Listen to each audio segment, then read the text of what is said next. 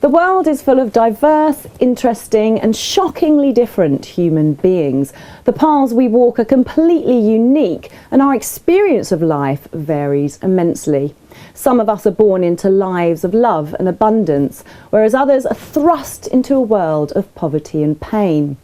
But a good start doesn't always mean a good finish, and a bad start doesn't have to shape your future. In this series, we're taking a journey across the UK, and the people we will speak to have not only learned how to weather a storm, but through courage and strength have certainly learnt how to dance in the rain. Today we're heading north to Darlington to chat with writer and producer Paul Hodgson. He tells us how he's managed to turn his life around after contracting meningitis as a child, leaving him severely disabled. Paul never let his disabilities hinder his dreams and is now an award-winning filmmaker. Donna finds out how tough his journey has been and what hurdles he's had to overcome to get there. Paul, thank you so much for inviting us up and sharing your story with us. We want to go right back to when you were 10 months old and you contracted meningitis. We just want to find out how it all happened and when your mother and father discovered, that it had affected you. Yeah, well, I had meningitis when I was 10 months old, like as you just said, and my mother thought that I had flu at first, and she took me to the doctor, and the doctor sent me home. But anyway, I got worse, and then in the end, I was rushed to hospital, and then they found out that I had meningitis, and then as I got older and with having a twin sister. You had a twin sister, didn't you? Yeah, yeah. I noticed that thing, but different. She could walk around and kind of do things where I was propped up with cushions and not being able to talk and And I can remember being about 4 or 5 years old and still being incontinent and having to be propped up with cushions where as my sister would run around playing with toys, and so I knew then that was something different then, and then I can remember when my sister and I were 5 and I went to a special school, whereas my sister went to a normal, yeah. So I found that hard, and then at the time, but then when I was 7, my parents decided to send me to a boarding school because my talking wasn't getting any better, and also my incontinence wasn't getting any better. So it was more like my mum really. That my mum was really the push behind it. She wanted me to be as independent as I could. So when I was 7, I was sent away to this school, and it was really. Was that upsetting? Oh yeah, very hard. Yeah, being away from your family and. Yeah, really tough, and the first couple of years I didn't even try. It happened to me when I was 9. I was that bad at school that I didn't participate or lazy. I didn't want to do anything. I just wanted to go home. But something happened that made me think. I got kept back a year, and at school, so kept back in the class for 2 years rather than 1. Then that really made me think. Then after that, I put more effort into my speech therapy. I put more effort into my physiotherapy and my academic life and things. And then I learned how to walk on parallel bars because I put the effort in, and things got to be a lot better. And then I started to read football magazines out loud and stuff like that. And then I really. That thing actually did do me a big favor, because although I was only 9 years old, it made me kind of think and kind of grow up.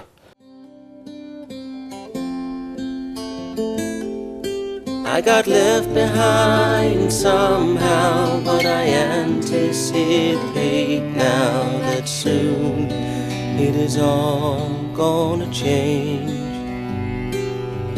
'Cause it's nature's way that the tide will turn.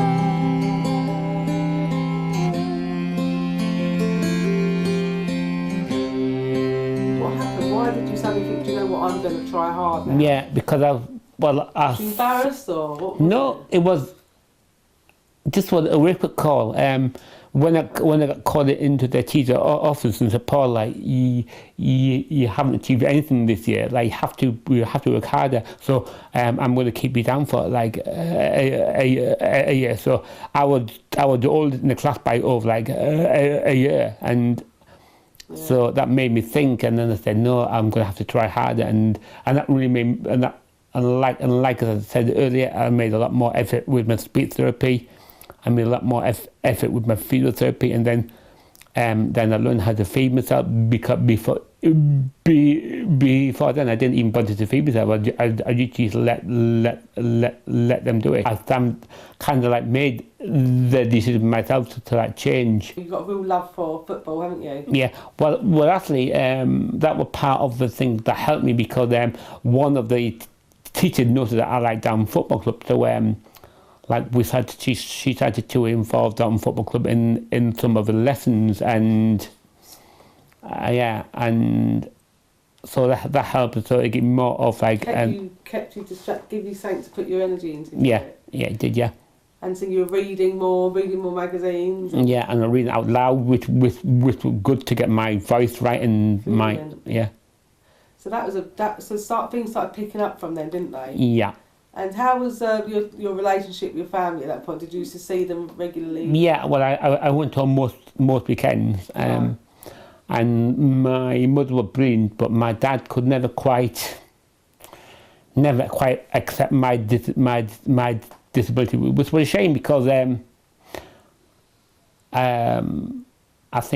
I think now that he's an old man, I think he missed out on so much. Yeah, because you've got so much to give. And it's a shame. But I think, unfortunately, he was born at a time when kind of men were men, like especially up north. And I think when I got meningitis, and when I wasn't like he's in his own mind the perfect physical son, I think I kind of like I think it let him down in a way, and I don't think quite ever overcome that. Suddenly you had a big knockback again, didn't you? Yeah, well. How old was you then when you lost your mother? 24. Right. And we just moved, and like my mum contracted as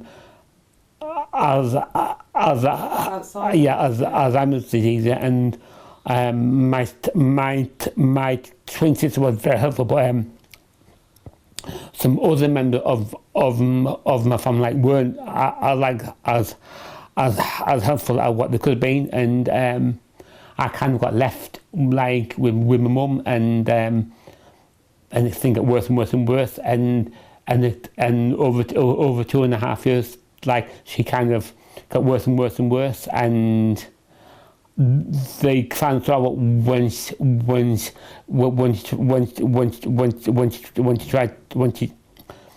tried to set a bed on fire, and then I knew I had. She accidentally did, or I don't know. She had bits of paper, but it is hard, like trying to like look after her when I couldn't even look after myself properly, really. But it was hard. But unfortunately, that means that like I had to make the decision, like to look. Unfortunately, my mum can't live here anymore. It's just not safe. So anyway, my mum was heartbroken, and to make matters worse, within a week of the movement, she died. So came on the guilt that she moved, and then like within a week she died, and I was so heartbroken that the fact that my mum died and then my family blamed me kind of sent me over the edge, and then it was really tough, really tough. You tried to take your own life, didn't you? Yeah, I did. And I do suffer from depression, but 9 times out of 10, I can dig myself out of it quite well. unfortunately, like I think with everything going wrong in my life, like to, Yeah. and the thing also with looking after my mum all the time, I was physically and mentally exhausted. So I think that it had a huge impact. But I think for somebody in your family like to call you a murderer, well, that kind of hit me hard. Coming up, ain't going down no more.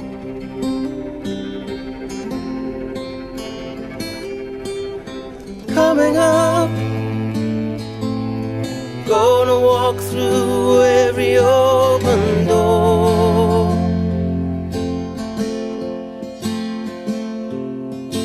'Cause there's only one lifetime, and it is mine. There must be a purpose to my being here. 'Cause it's nature's way, there's a reason why. Luckily, like my friends, Ian Carter was a great help, and I've known him for like a lot of years, and my friend was a great help. But unfortunately, like apart from my twin sister, I got very, very little support, and I felt like kind of let down. I bet you did. So after the incident, when you obviously taken to hospital, you tried to take an overdose. Did the family's reactions change, or? No. My twin sister was devastated that she didn't realise things had got so bad. Because obviously she had 2 little boys, and she like did the best to help me out, but like she had 2 babies, so she couldn't do very much. But like, to be fair though, in like all honesty, she did do her best. Yeah. So I've got nothing but praise from my twin sister. But I think some of my other family could have done more. But I don't have any like any regrets apart from the one that when it said she couldn't live with me anymore, that was hard. But I suppose that now, given that it's been over 20 years ago, I kind of like live with it now. But it was hard. Yeah. I enjoy writing and writing.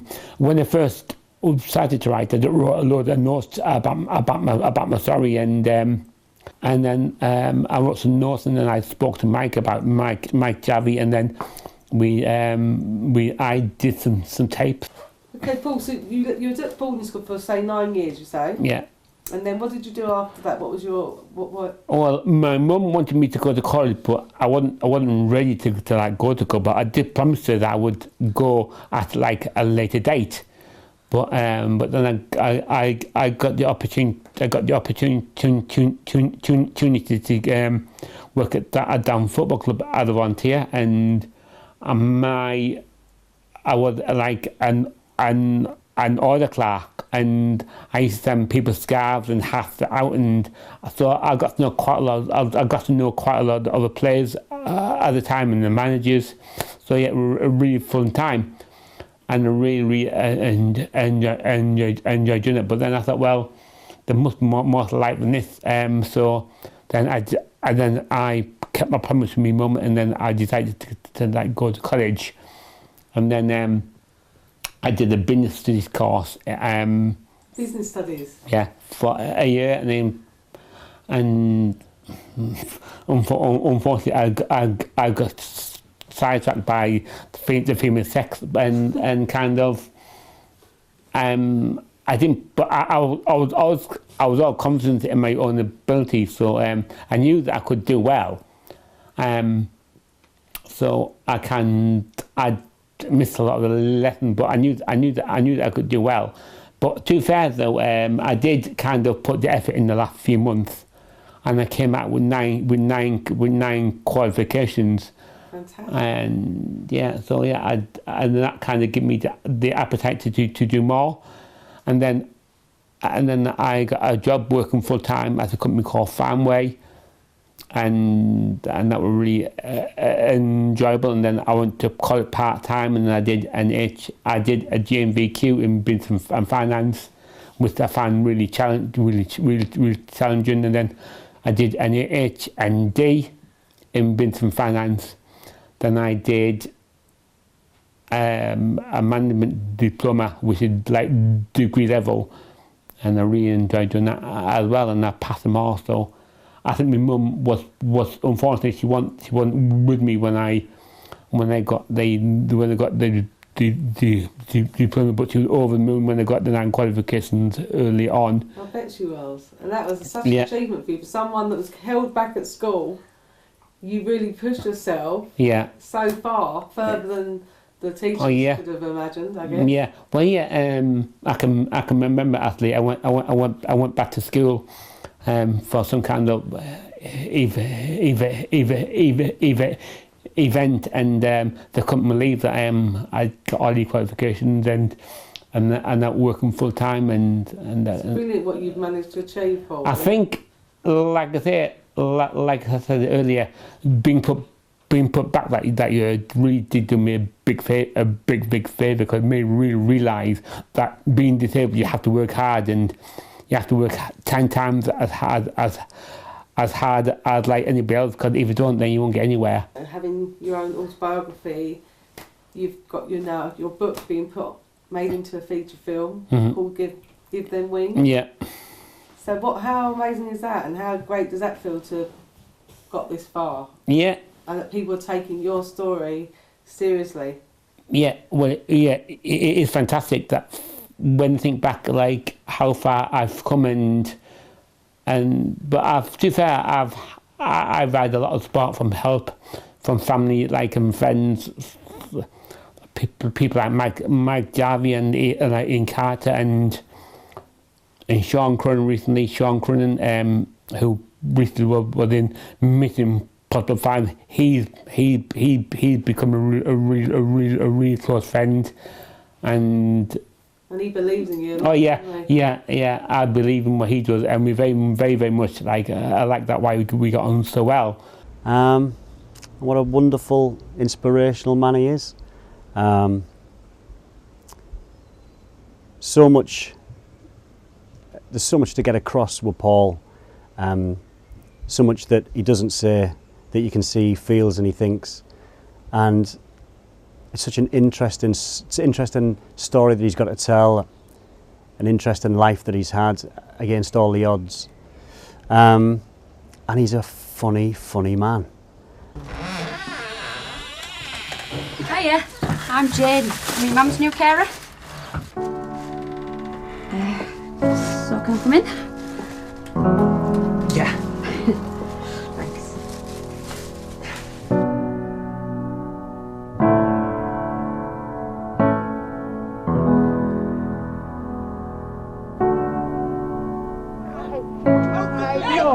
Get off him, man! Go! And you've also got an unfortunate woman which won a couple of awards. Yeah, well, I decided. I got the opportunity to do that with Ian Carter. Ian found out about that on his family tree, and like. So it's based on a true story. Well, yeah, and it's about a disabled boy that killed by his mother, and it's quite a dark story, but like it's quite thought provoking, because there's a lot more to it than what actually look in the beginning of the film, and that what struck me with the story. And the more that I read the more that I looked into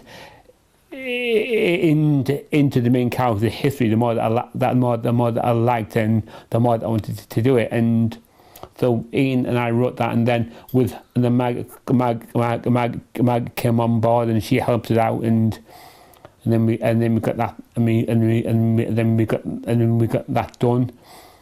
It's brilliant. I mean, you've got that was a 20-minute short film, and now you've progressed now to a feature film. You've got another feature film in process of being written at the moment. Yeah, well, I've got 2 more that I'm writing at the moment. One called Extreme Guilt, which again I'm going to be writing with Ian Carter, and then another one called The Hill, which I'm going to get back to, but so there's quite a lot going on. And but what strikes me with you is that you're not a quitter. you're determined and you're passionate about what you do. You produce as well, so you're producing these films as well. You're Yeah. putting a lot into it from behind the scenes as well. That school is not stretching him enough. What difference is another school going to make to him shitting his pants? Okay, recently, Paul, you had another setback, didn't you? Yeah.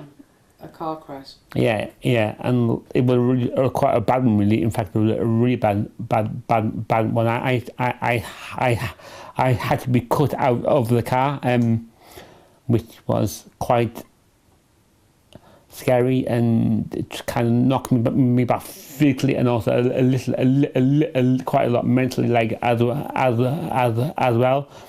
But like I'm well on the way to like recovery now. All the physical things now healed. But I'm still get nightmares about the crash and stuff like that. But hopefully in time that will go, and hopefully.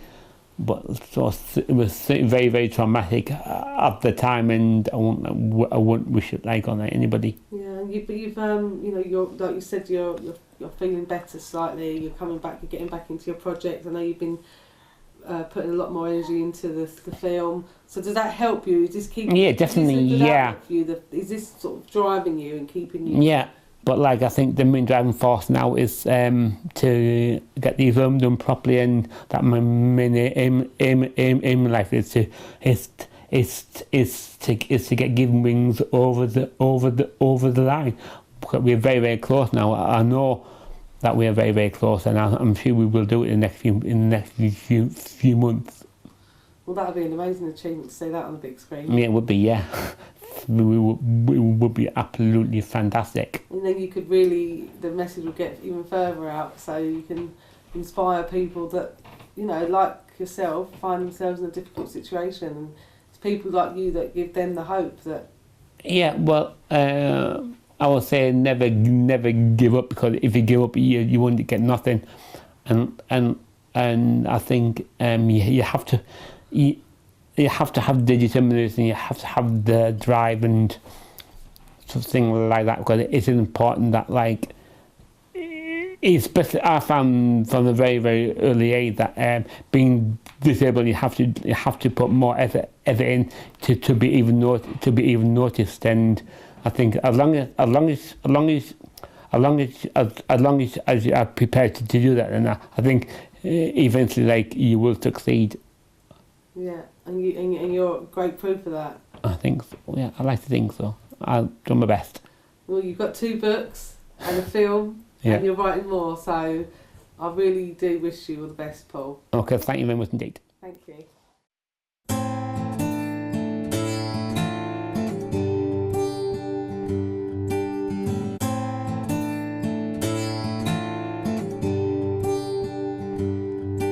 Sometimes life can be so cruel. You feel so small and out of touch. It can knock you down, can make you fall. You lose the peace you crave so much. Sometimes everything you hold can turn against or drift away. Everything around you cold, nothing left to do or say. Then suddenly something stirs inside. You may be a little scared to try, but then you're given wings to fly.